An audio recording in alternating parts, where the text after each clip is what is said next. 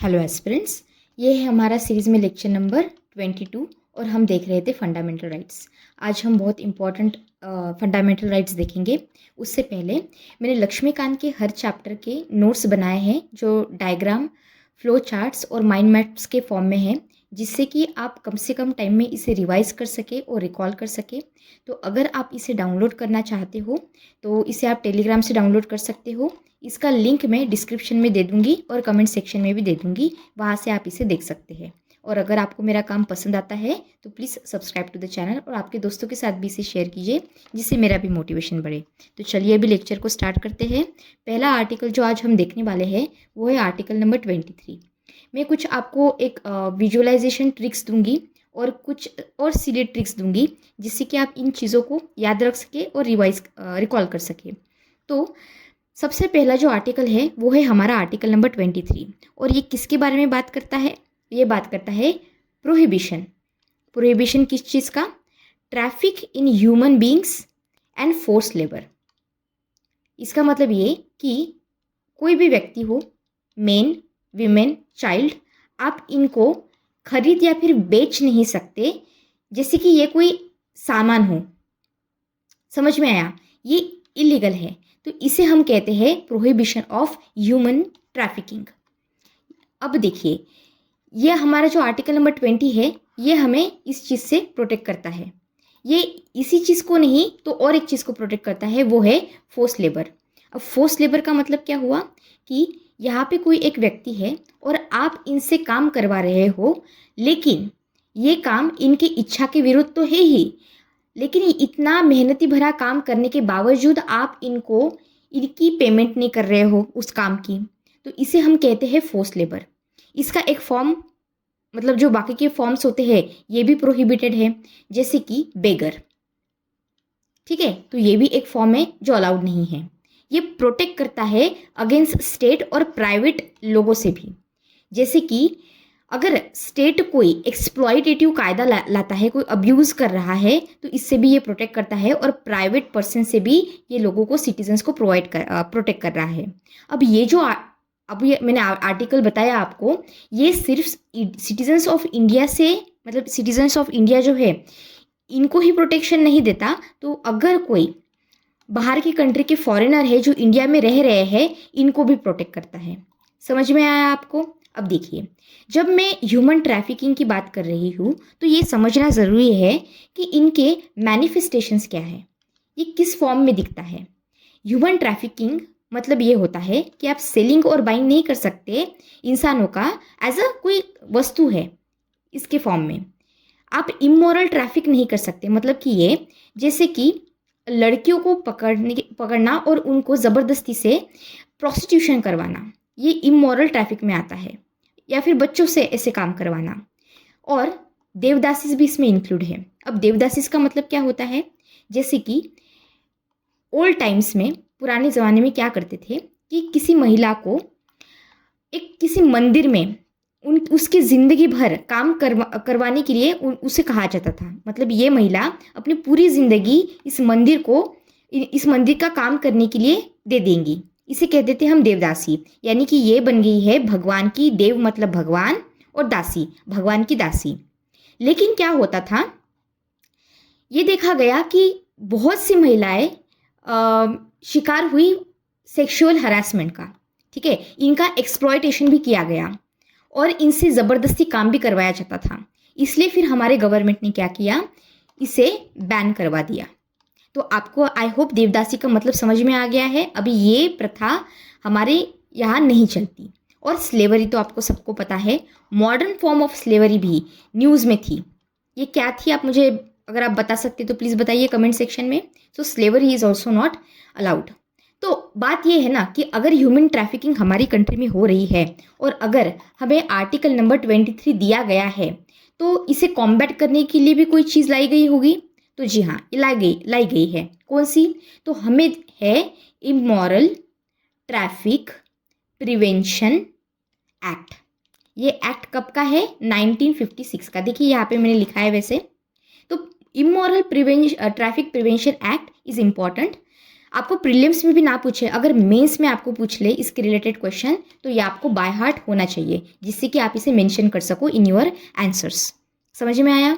अब देखते हैं कि फोर्स लेबर कैसा है, किस फॉर्मेट में है इंडिया में। जैसे कि बेगर का आपको मैंने अभी मीनिंग समझाया था कि आप कंपलसरी काम करवा रहे हो किसी से और उसका पेमेंट भी नहीं कर रहे हो। बॉन्डेड लेबर का मतलब क्या होता है, जैसे कि यहाँ पे दो व्यक्ति हैं, ये लेट से कोई लेबर है और इनके ऊपर ना 20,000 का लेट से कर्जा है, और इन्होंने क्या किया, लैंडलॉर्ड से अपने 20,000 का कर्जा ले लिया। अब लैंडलॉर्ड ने ये कहा कि भाई तुम्हारा ये जो कर्जा है 20,000 का, ये जब तक तुम चुका नहीं लेते तब तक तुम्हें मेरे यहाँ पे काम करना पड़ेगा। तो यहाँ पे क्या हो रहा है, ये बेचारा जो रोजगार है, लेबर है, ये यहाँ पे काम कर रहा है, इसे ना कोई पैसे मिल रहे हैं, ये दिन भर काम कर रहा है। क्यों? क्योंकि इसे अपना कर्जा चुकाना है। ठीक है, तो इसे हम, ये हो गया एक मैनिफेस्टेशन उसका, तो इसे कहते हैं बॉन्डेड लेबर। अब दूसरा क्या है, वो है मिनिमम वेज। कि लेट से कहा गया है, हमारे स्टेट ने कहा कि देखो ये पर्टिकुलर काम है ABC नाम का, इसके लिए आपको मिनिमम 500 रुपये तो देने ही पड़ेंगे, इसके कम आप पैसे नहीं दे सकते। ये हो गई मिनिमम वेज। तो लीगल मिनिमम वेज के स्टैंडर्ड्स होते हैं, तो अगर वो भी ना मिले तो ऐसी चीज़ होती है, अभी भी होती है, वी हैव द लॉज, फिर भी ये चीज़ें हो रही हैं। लेकिन आई होप आपको समझ में आ गया होगा कि मिनिमम वेज का कंसेप्ट क्या है। इसके बाद कॉन्ट्रैक्ट लेबर, दो व्यक्ति यहाँ पे हैं, एक है लेबर एक है लैंडलॉर्ड। अब इन्होंने क्या किया, इन्होंने कॉन्ट्रैक्ट बेसिस कॉन्ट्रैक्ट साइन कर लिया इन्होंने कि हाँ इतने टाइम तक ऐसे ऐसे कंडीशंस के अंडर में काम करूँगा, ये हो गया हमारा कॉन्ट्रैक्ट लेबर। और फिर इक्वल रेन्यूमरेशन, यानी कि equal pay for equal work. I hope ये सारे टर्म्स आपको समझ में आ गई होगी। इट्स ईजी टर्म्स, छोटी छोटी डिफरेंसेस है ये, आपको जनरल आइडिया होनी चाहिए इसकी, इसलिए मैंने आपको बताया। अब देखते हैं कि हमें अगर फोर्स लेबर से फाइट करना है तो हमें चाहिए लीगल फ्रेमवर्क। तो ऐसे कौन सा फ्रेमवर्क है हमारे कंट्री में। अब ये इंपॉर्टेंट है आपके मेंस के लिए, कि अगर आपको मेंस में इसके रिलेटेड कोई क्वेश्चन पूछ ले तो आप अच्छे से आपके आंसर्स में लिख पाओ, और अगर प्रीलिम्स में भी किसी सेंटेंस में आप आ जाए तो आपको एक जनरल आइडिया हो, और with the help of the knowledge you have आप मनूवर करके एलिमिनेट कर सको जो ऑप्शन है उसे। ठीक है, तो बेगर की डेफिनेशन हमने देखी आर्टिकल नंबर 23 में, और इसमें हमने और एक चीज़ देखी थी, फोर्स लेबर। अब देखिए जो फोर्स लेबर होता है ये सिर्फ ज़बरदस्ती फिजिकल वे में नहीं करवाया जाता, तो ये ऐसे भी हो सकता है कि ये जो व्यक्ति है इनका कोई इकोनॉमिक कंपल्शन हो। तो ये चीज़ें रोकने के लिए हमारे पास है लीगल फ्रेमवर्क। कौन से लीगल फ्रेमवर्क है, जैसे कि bonded labour system abolition act of 1976। अब ये जो चारों भी चीज़ें हैं ये आपको याद रखनी है, तो कैसे याद रखोगे, जैसे कि 1976 में दो है एक्ट्स, एक तो बॉन्डेड लेबर का है, तो ये कीवर्ड हमने देखा था, तो कीवर्ड से याद रखो कि अच्छा बॉन्डेड लेबर तो हमने लेक्चर में देखा था, तो इसके रिलेटेड एक एक्ट है, ऐसे याद रखो। और हमने इक्वल रिन्यूमरेशन भी देखा है, रिम्यूनरेशन भी देखा है, तो इसे भी आपको याद रखना है 1976 का। अब देखो कॉन्ट्रैक्ट बेसिक और लेबर, तो कॉन्ट्रैक्ट का ओ, CO का ये ओ, और लेबर का LABOR BO, तो ओ से याद रखो कि 1970 में ये लॉ लाया गया था। ठीक है, छोटी छोटी हिंट चाहिए बस आपको, ये ओ से और 0 से आप इसे रिलेट कर लेना।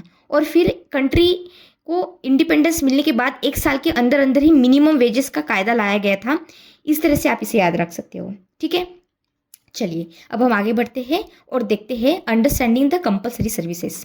आपको याद है क्या, जब नोटबंदी हुई थी, है ना, नोटबंदी जब डिमोनेटाइजेशन किया गया था, तो सब लोगों को ये बोला था कि आप बैंक में जाओ और आपके जो 500 के नोट्स है, 100 के नोट्स, 500 के और 1000 के जो नोट्स है इसे डिपॉजिट करो। तो हमारे जो बैंक में काम करने वाले कर्मचारी लोग थे, इनका लेट्स से 9 to 5 का टाइम था जब ये काम करते थे, लेकिन जब ये नोटबंदी की चीज़ हुई तब इनको एक्स्ट्रा काम करवाया गया था स्टेट से। इनको कुछ एक्स्ट्रा पेमेंट भी नहीं करवाई गई थी, लेकिन इन्होंने एक्स्ट्रा काम किया था। क्या ये सुप्रीम कोर्ट गए थे ये बोलने के लिए कि सर देखिए स्टेट हमसे ज़्यादा ज़बरदस्ती एक्स्ट्रा काम करवा रहा है? नहीं बोला था ना। तो ये एक एग्जाम्पल है, आपको समझाने के लिए मैंने दिया। तो क्या होता है ना कि जो स्टेट है, ये मिलिट्री सर्विस हो या फिर कोई क्या कहते हैं कोई सोशल वर्क सर्विस हो, तो इसमें ये यहाँ पे काम करने वाले लोगों को ये कह सकती है कि आपको जनहित में एक्स्ट्रा काम करना है। हो सकता है गवर्नमेंट इनको एक्स्ट्रा पेमेंट ना करवाए और इनको एक्स्ट्रा आवर्स के लिए काम करना पड़े। तो ये चीज़ एक एक्सेप्शन की जैसे काम करती है।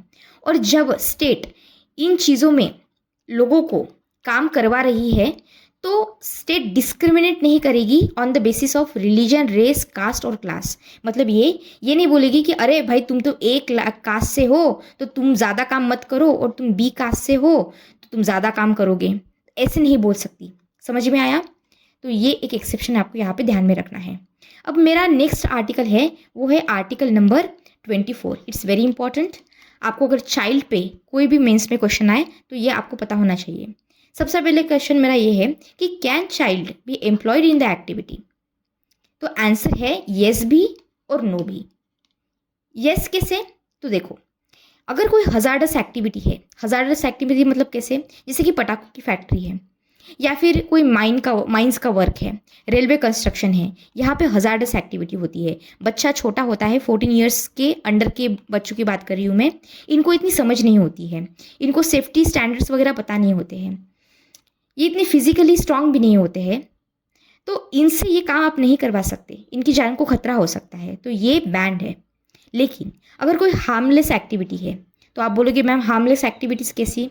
जैसे ये कोई इनोसेंट वर्क, कोई बच्चा है जो टीवी में काम करना चाहता हो, सीरियल में काम करना चाहता हो, या फिर कोई एडवर्टाइजमेंट में काम करवाना चाहता हो, तो यहाँ पे तो कोई ऐसे हजार्डस वर्क नहीं हुआ, ये फॉर्म हो सकता है इनोसेंट वर्क का, तो ये अलाउड है। सो आई होप आपको समझ में आ गया आर्टिकल नंबर 24 में क्या हो रहा है। आर्टिकल 24 प्रोटेक्ट कर रहा है चाइल्ड को फ्रॉम फोर्स लेबर। ठीक है, अब देखते हैं कि क्या कोई लीगल फ्रेमवर्क है हमारे कंट्री में जिससे कि हम चाइल्ड लेबर को होने से रोक सके। तो है, और आपको ये याद रखनी है again for prelims as well as for mains. तो अब मैं क्या करूँगी ना, अब मैं आपको एक बहुत ही सिली और स्टूपिड स्टोरी बताती हूँ, आपको मेरे साथ इसे विजुअलाइज करना है। ठीक है, अब मैं आपको एक पिक्चर बताती हूँ। आपको इमेजिन करना है कि आप एक पिक्चर देख रहे हो जिसमें बहुत बड़ा लैंड है, ठीक है, और उसमें बहुत सारे प्लांट्स लगे हुए हैं, ठीक है, बहुत सारे प्लांट्स लगे हैं, और ये एक लैंड हो गई, और लैंड को लग के ही एक यहाँ पे क्या है, पानी है, ठीक है, वाटर बॉडी है, लेक हो सकता है, पॉन्ड हो सकता है, और इसमें एक प्यारी सी क्या है, बोट है, एक शीप है। ठीक है, तो क्या क्या देखा हमने, एक लैंड है, वहाँ पे बहुत सारे प्लांट्स है, और यहाँ पे पानी है, पॉन्ड है या फिर लेक है, जिसमें बहुत प्यारी सी क्या है, शिप है। अब देखिए ये जो लैंड है जहाँ पे बहुत सारे प्लांट्स है, वहाँ पे एक मोटरसाइकिल है, एक क्या है, मोटरसाइकिल है, और मोटरसाइकिल पे एक आदमी यहाँ पे बैठा हुआ है जो क्या कर रहा है, इतने अच्छे एनवायरनमेंट में बीड़ी और सिगरेट स्मोक कर रहा है। बीड़ी और सिगरेट इसको दोनों भी चाहिए, मतलब पूरा चेन स्मोकर है ये इंसान जो बैठा हुआ है वो। ठीक है, और पीछे इसके साइड में क्या है, आपको तो पता है ऐसा कोई भी एरिया नहीं है जहाँ पे फैक्ट्रीज या फिर माइंस ना हो, है ना। तो यहाँ पे पीछे बैकग्राउंड में बहुत सारी फैक्ट्रीज है और माइंस है, जिससे कि पोल्यूशन तो हो ही रहा है। अब क्या होता है ना, यहाँ से एक छोटा बच्चा आता है और वो इस अंकल को कहता है कि अंकल आप मुझे प्लीज़ आपका अप्रेंटिस बना दीजिए, आप प्लीज़ मुझे एम्प्लॉयमेंट दे दीजिए, मैं बहुत अच्छे से काम करूँगा, मैं आपका बहुत बड़ा फ़ैन हूँ। ठीक है, ये है हमारी स्टोरी। आप आई होप आपको स्टोरी अभी समझ में आ गया होगा, आपने विजुअलाइज कर लिया होगा। अब देखिए आपको क्या करना है, अब मैं आपको एक एक चीज़ बताती हूँ। हमने क्या सबसे पहले देखा, हमने देखा लैंड जिसमें क्या थे, बहुत सारे प्लांट्स। तो प्लांट्स से आपको याद रखना है प्लांटेशन लेबर एक्ट ऑफ 1951। फिर हमने क्या देखा, पानी में हमने देखी शिप, तो मर्चेंट शिपिंग एक्ट ऑफ 1958। फिर हमने क्या देखा, हमने देखा कि यहाँ पे मोटरसाइकिल पे एक आदमी बैठा है, तो किस पे बैठा है, मोटरसाइकिल पे, तो मोटर ट्रांसपोर्ट वर्कर्स एक्ट, एक वर्कर बैठा है किस पे, मोटरसाइकिल पे, तो मोटर ट्रांसपोर्ट वर्कर एक्ट। ठीक है, इसके बाद क्या है, ये क्या कर रहा है, ये बीड़ी और सिगरेट पी रहा था क्योंकि ये पूरा चेन स्मोकर है। ठीक है, तो बीड़ी सिगार वर्कर्स एक्ट ऑफ 1966 ये समझ में आया। अब इसके बाद आपको क्या याद रखना है कि पीछे क्या थी, बहुत सारी फैक्ट्रीज और माइंस थी, है ना। तो क्या है, फैक्ट्रीज एक्ट ऑफ 1948 और माइंस एक्ट ऑफ 1952। और इसके बाद क्या हुआ, फिर इसके बाद एक छोटा सा बच्चा आया, एक चाइल्ड आया, इसने क्या बोला कि सर प्लीज़ आप मुझे एम्प्लॉयमेंट दे दीजिए, मुझे आपका अप्रेंटिस बनना है। इसका मतलब क्या होता है, इसका मतलब ये होता है कि अगर कोई कंपनी हो तो वहाँ पे क्या करते हैं, लोगों को लेते हैं, इनको ट्रेन किया जाता है, लेकिन इनको पूरी सैलरी नहीं दी जाती, कुछ अमाउंट दी जाती है। ठीक है, ये मैंने बहुत सिंपल वे में आपको अप्रेंटिस का मतलब समझाया। तो इस तरह से आपको एक्ट्स आई होप याद हो गए होंगे। इस डायग्राम को 2-3 बार देख लोगे और इस स्टोरी को याद कर लोगे तो सारी चीज़ें आपको धीरे धीरे याद हो जाएगी, ठीक है। तो ये सारी चीज़ें क्या है, it is a legal framework for prohibition of child labour under article number what, under article number 24 of Indian constitution, ठीक है। चलिए अब आगे बढ़ते हैं और देखते हैं चाइल्ड लेबर लॉज क्या कहता है in short. Child labour laws का सबसे बड़ा ऑब्जेक्टिव क्या है, हमें चाइल्ड वेलफेयर को इंश्योर करना है, हमें इंश्योर करना है कि उनका एजुकेशन, हेल्थ और न्यूट्रिशन इम्प्रूव रहे। तो देखो क्या हुआ था ना, आपको ये चीज़ ध्यान में रखनी है कि यहाँ पे एक आया था चाइल्ड लेबर वेलफेयर फंड, ये यहाँ पे दिखाई लिख के दिया ही है मैंने वैसे, चाइल्ड लेबर वेलफेयर फंड। तो यहाँ से ये कहा था कोर्ट ने, हमारे सुप्रीम कोर्ट में इन 1996 कि अगर आप किसी बच्चे को, अगर लेट्स से ये कोई आदमी है, इसने क्या किया था ना, इसने 3 बच्चों को, ठीक है, यहाँ पे ये 3 बच्चे थे, इनको काम में रखा था, ये पता होने के बावजूद कि 14 साल के बच्चे जो है, इसके अंडर जो बच्चे हैं, इनको अगर आप काम पे रखोगे तो ये इलीगल है, ये पता होने के बावजूद अगर इसने ये काम किया है तो इनको हर बच्चे के 20,000 देने पड़ेंगे, ठीक है। और ये जो 20+20+20 ये 60,000 जो जमा हो गए, ये हो गए चाइल्ड लेबर फंड में, और ये जो फंड का पैसा है ये यूज़ किया जाएगा चाइल्ड वेलफेयर में। और उसमें क्या क्या चीज़ें इंक्लूड होगी, एजुकेशन, हेल्थ, न्यूट्रिशन इम्प्रूवमेंट।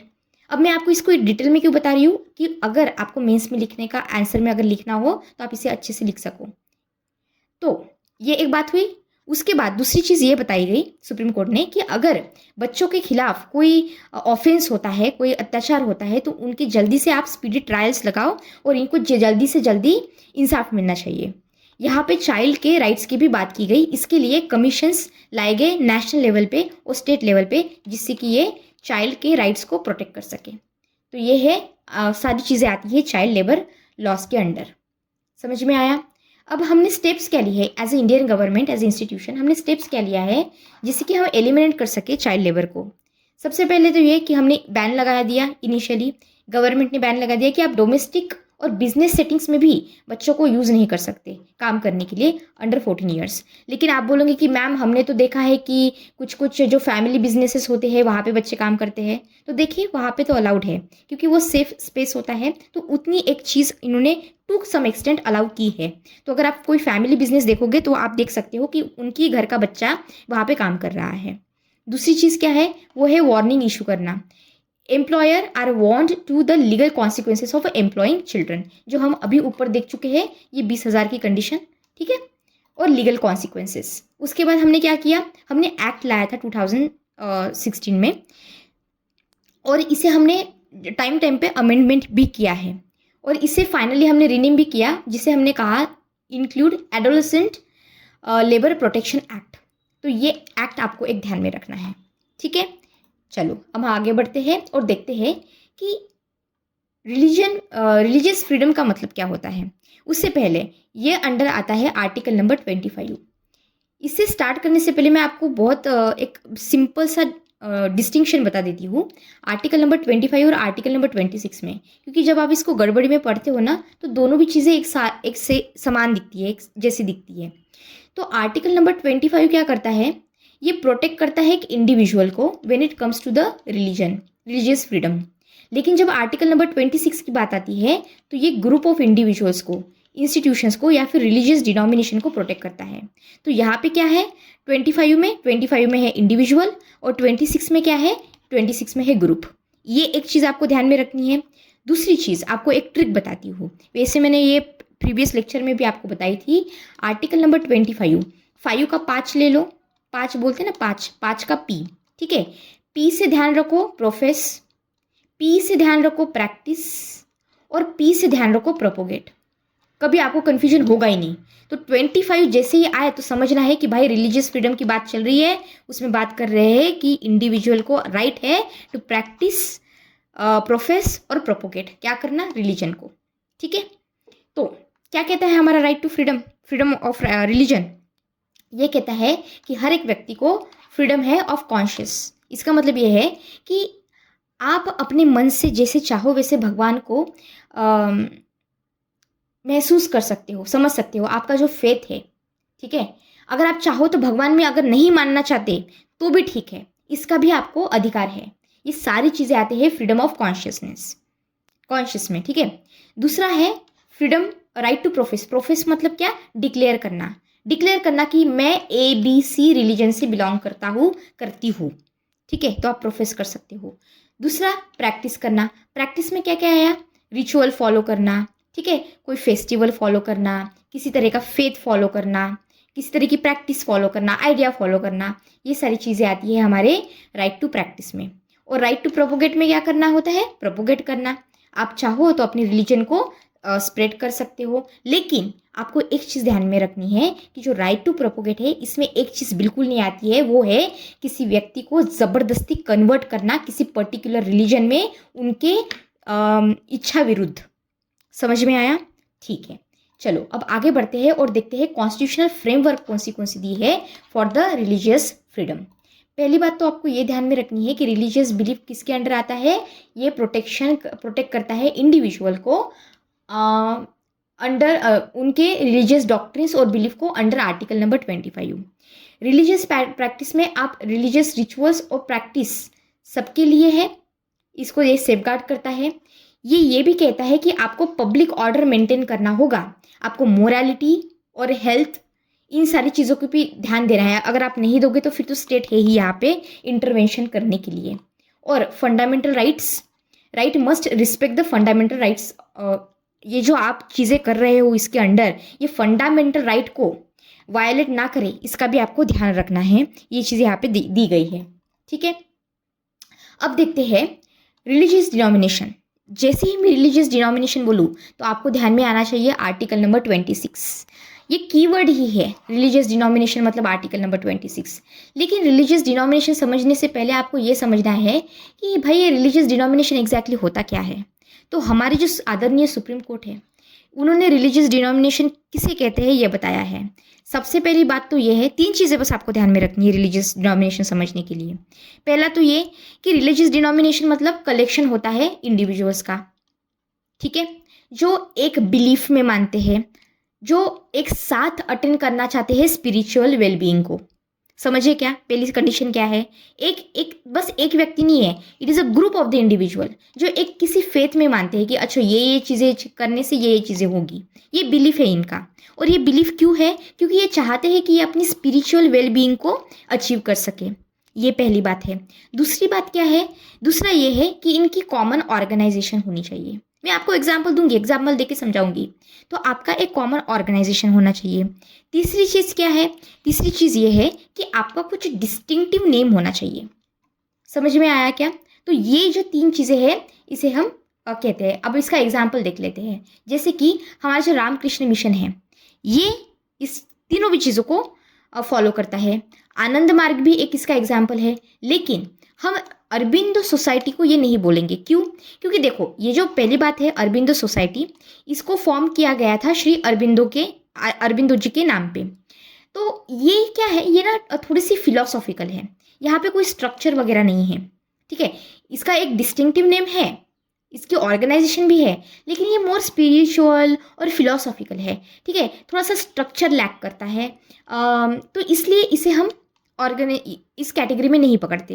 लेकिन रामकृष्ण मिशन और आनंद मार्ग ये इसके एग्जाम्पल्स हो सकते हैं, जो सुप्रीम कोर्ट ने खुद कहा है, ठीक है। समझ में आया इतना? चलो, तो ये हो गया आर्टिकल नंबर 26। तो इसमें क्या क्या चीज़ें दी गई है? सबसे पहली बात ये है आर्टिकल नंबर 26 में कि अगर आप कोई इंडिविजुअल, कोई ऑर्गेनाइजेशन हो, तो आपको पूरा अधिकार है कि आप खुद से ही एस्टैब्लिश कर सके किसी इंस्टीट्यूट को। तो हमने क्या किया? लॉजिक से देखते हैं। हमने सबसे पहले एक इंस्टीट्यूट को एस्टैब्लिश कर लिया। फिर अब ये इंस्टीट्यूट एस्टैब्लिश करने के बाद हम अगर इनके रिलीजियस अफेयर्स है तो इसको हम मैनेज भी करेंगे।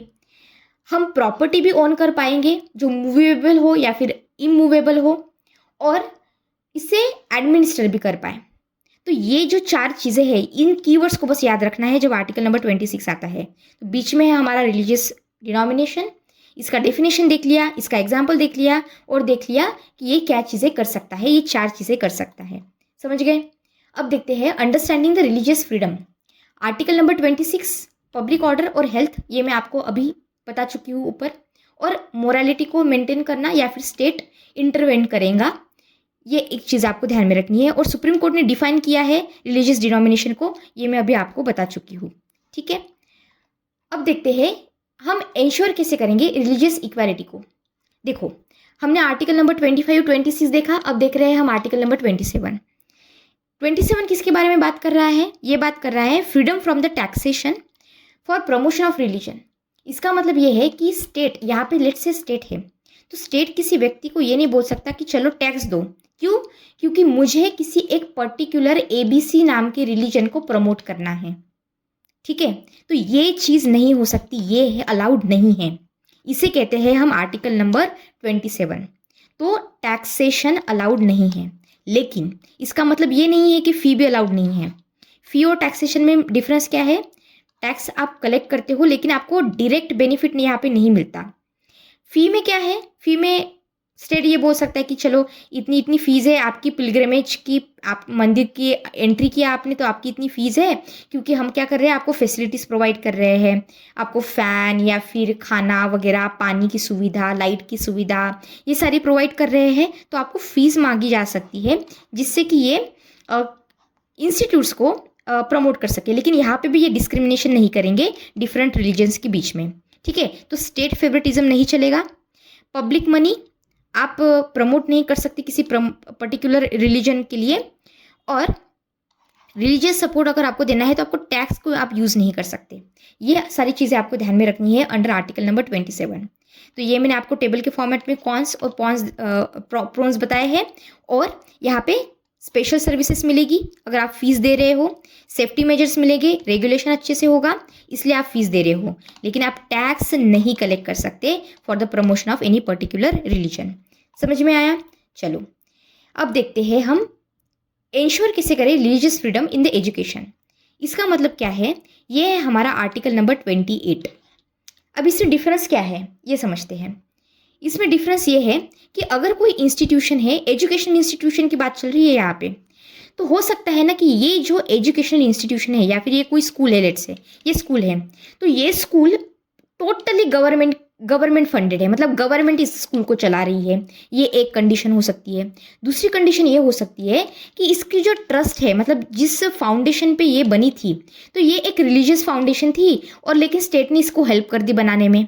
ये दूसरी कंडीशन हो सकती है। तीसरी बात ये हो सकती है कि ये किसी प्राइवेट मेंबर ने स्कूल बना दिया लेकिन स्टेट ने इसको रिकॉग्नाइज कर दिया। ठीक है, और फोर्थ कंडीशन ये हो सकती है कि किसी प्राइवेट इंडिविजुअल ने इस स्कूल को बना लिया, ठीक है, लेकिन इसको एड मिल रही है, इसको हेल्प मिल रही है स्टेट से, मतलब कोई महीने के कोई पैसे मिल रहे हो लेट्स से, या फिर कोई फैसिलिटीज़ प्रोवाइड कर रहा हो स्टेट, ये चीज़ हो सकती है। तो इन चारों भी चीज़ों में जो हमारा आर्टिकल नंबर 28 है, ये कह रहा है कि कौन से प्रकार के इंस्टीट्यूट में रिलीजियस जो इंस्ट्रक्शंस है ये अलाउड है, यानी कि आप किसी पर्टिकुलर रिलीजियस इंस्ट्रक्शंस को अलाउ कर रहे हो। तो देखो, जब स्टेट फंडेड बात आती है, मतलब स्टेट का मतलब पूरा जो कॉलेज है या फिर स्कूल है ये सिर्फ गवर्नमेंट ही चला रहा है, तो आप इसमें किसी पर्टिकुलर रिलीजन का पढ़ा नहीं सकते, मतलब रिलीजियस इंस्ट्रक्शंस नहीं दे सकते। समझ में आया? ये प्रोहिबिट है, ये अलाउड नहीं है। लेकिन दूसरी कंडीशन में अलाउड है, ठीक है, क्योंकि ये रिलीजियस इंस्ट्रक्शन के बेसिस पे था। तीसरे इसमें क्या होता है, अलाउड तो है लेकिन यहाँ पे लगेगी कंसेंट, यानी कि यहाँ पे जो लोग रहते हैं इसके अंडर इंक्लूडेड है, इनकी कंसेंट लगेगी। और अगर माइनर बच्चा है, अगर 18 साल के अंदर है बच्चा, तो इनके माता पिता की कंसेंट लगेगी। आई होप आपको आर्टिकल नंबर 28 अच्छे से समझ में आ गया होगा और इसे देख के आप चीज़ों को याद कर पाओगे। तो क्या है education institution types? State administered, state aided, state recognised और स्टेट मेंटेन्ड इंस्टीट्यूशंस। ठीक है, इसे ही मैंने डायग्राम के फॉर्मेट में आपको समझाया है। तो आई होप आपको चीज़ें समझ में आ गई होगी। अब सेफगार्डिंग द कल्चरल और एजुकेशनल राइट्स आर्टिकल नंबर जो 29, 30, 32 है, इसे हम कंप्लीट करेंगे। अगर आपको मेरा काम पसंद आता है तो please subscribe to the channel और आपके दोस्तों के साथ भी इसे शेयर कीजिए जिससे मुझे भी मोटिवेशन मिले। अगर आपको कोई फीडबैक मुझे देना है तो प्लीज़ कमेंट सेक्शन में मुझे बताइए कि आप किस तरह का फीडबैक देना चाहते हो, और अच्छे से पढ़ाई कीजिए without any stress. Thank you very much and God bless you all.